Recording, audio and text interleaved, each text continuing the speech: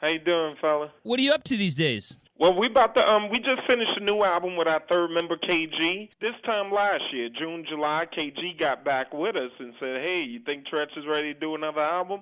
I was like, yeah, he stays in the studio and we stay touring, every continent, 365. So we made it happen, And then it was just ironic. As soon as we got back in the studio, VH1 called us to honor us for the Hip Hop Honors. How did that make you feel because you're still recording? Right. I mean, it was good, man, because, it was like an industry thing. Some of these guys today, they get a half a hit record or maybe a regional hit, and then they claim themselves as legends and all sorts of nonsense. But when it's coming from your industry peers, it's like that's an official stamp. It's nothing you put on yourself. Come on, man. You guys are strictly New Jersey. Yes, sir. Yes, sir. I talked to Be Real last week. He said it was an incredible honor to go in with you guys. I know, man. We started with Cypress Hill. I remember, the first major tour we did, Cypress was opening for us.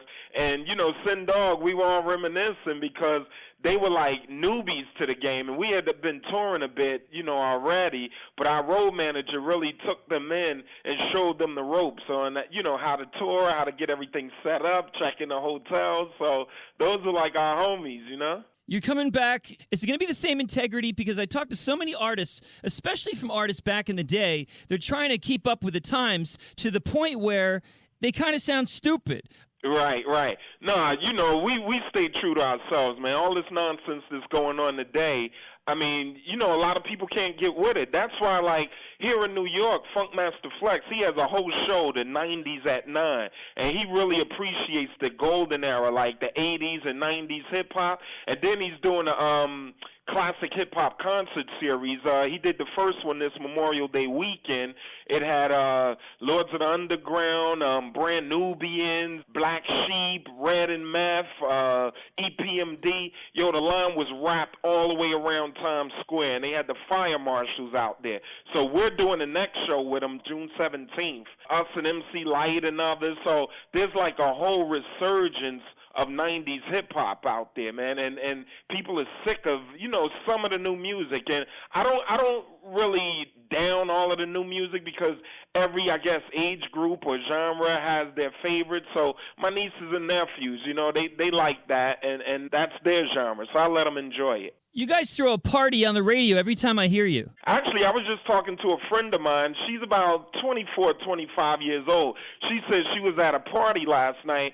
She's like, I can't take it anymore. These people suck, They just jumping on couches with a bottle of Henny in their hand and shades on in the dark. I was telling her, hey, I grew up in the golden era, man, the Run DMC, the Salt and Pepper era, where it was about flavor and creativity, not about bragging about what you got and all about money, So I said, you grew up in the wrong era. And she was like, absolutely. Elaborate on the golden era. I mean, the golden era, when we were coming up, it was all about creativity, being competitive, when rappers, they didn't look to get involved in rap just to make money. They looked at it as an art, and they were like, wow, that's intriguing.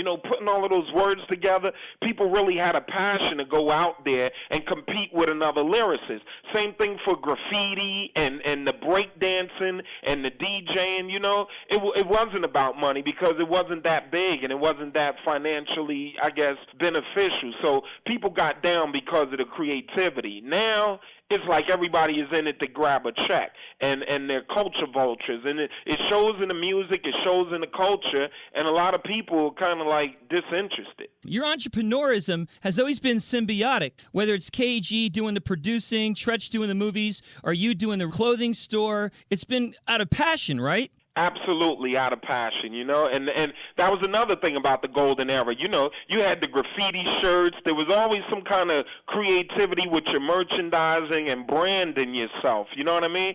it wasn't necessarily about the whole what it evolved into, even what we did. You know, we just decided to take it to another level. But when we started with the T-shirts, the boxers, the hoodies, it was basically for our crew, our internal crew, to just show up and show some kind of unity, some kind of organization, and show that our crew was better than the next crew. I was walking down the streets of Manhattan one day, and I saw all three of y'all, and you were representing lovely. I mean, you all had on the gear, and it was out of passion. It was out of not conformity so much as artistry. And I was like, damn, that's a click. Yeah, definitely. I mean, that's what it was about, you know, that was what it was about. But, you know, we still here, we're still kicking it, and we have to preserve the culture. It's fine that the new kids are at least participating in hip-hop, but, you know, like with any culture, with anything, you definitely have to anchor down your history so people don't forget. Where can I find one of your T-shirts? Your T-shirts remind me of the Ghetto Boys. You ever see their T-shirts? Yeah, definitely. You guys have that flow just a little bit, you know. And where can I get one? Because I would love to have a Naughty by Nature T-shirt. We still sell everything online at www.naughtybynature.com. I love talking to you, buddy. Thanks so much for your time. I really appreciate it. All right, no problem, Scrap.